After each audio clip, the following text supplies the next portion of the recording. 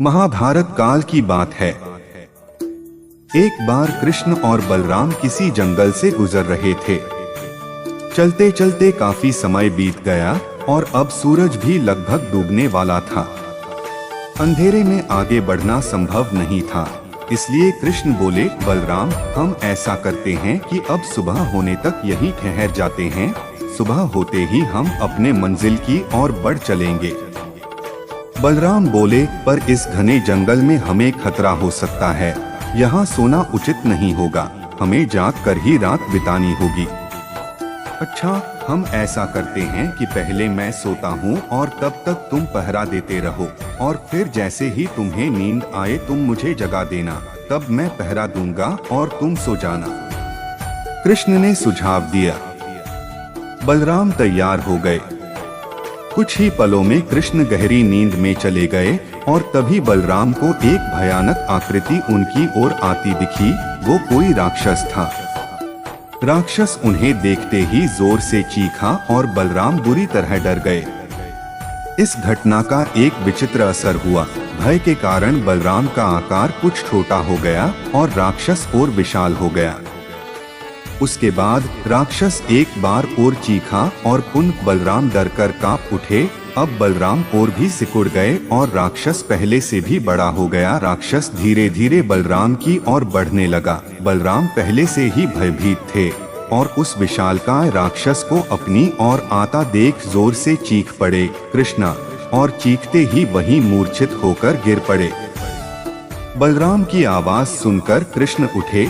बलराम को वहां देख उन्होंने सोचा कि बलराम पहरा देते देते थक गए और सोने से पहले उन्हें आवाज दे दी। अब कृष्ण पहरा देने लगे। कुछ देर बाद वही राक्षस उनके सामने आया और जोर से चीखा।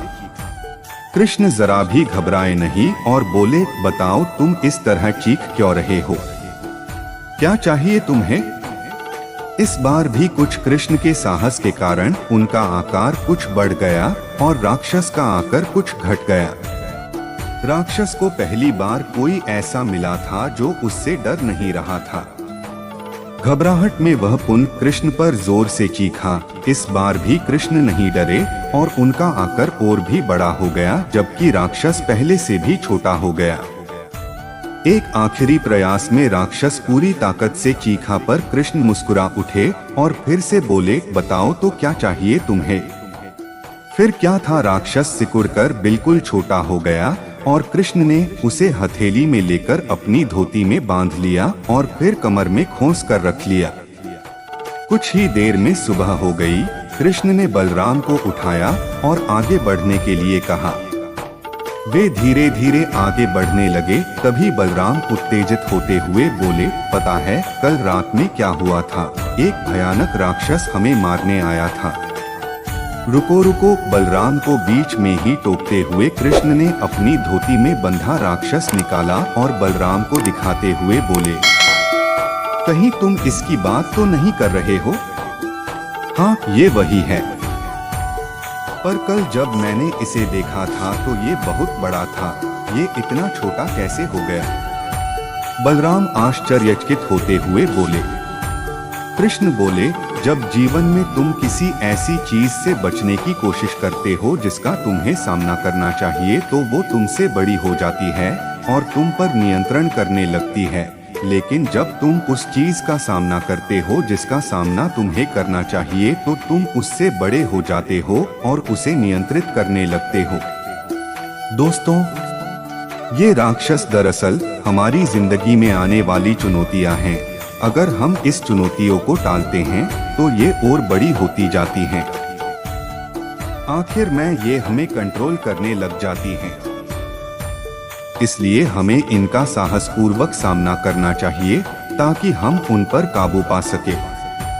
इस प्रकार चुनौतियों का डट के सामना करने से वो छोटी सी हो जाएगी, जिससे हम आसानी से उन पर नियंत्रण कर सकते हैं और सफल हो सकते हैं।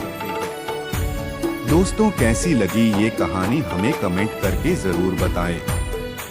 और भी बहुत सारी हिंदी नैतिक कहानियाँ, नैतिक शिक्षा की कहानियाँ, मोटिवेशनल कहानियाँ, अच्छी कहानियाँ और प्रेरणादायक कहानियाँ देखने के लिए इस चैनल में विजिट करें। आपका इस वीडियो पर आने के लिए बहुत बहुत धन्यवाद और इस चैनल को जरूर सब्सक्राइब करना ना भूलें।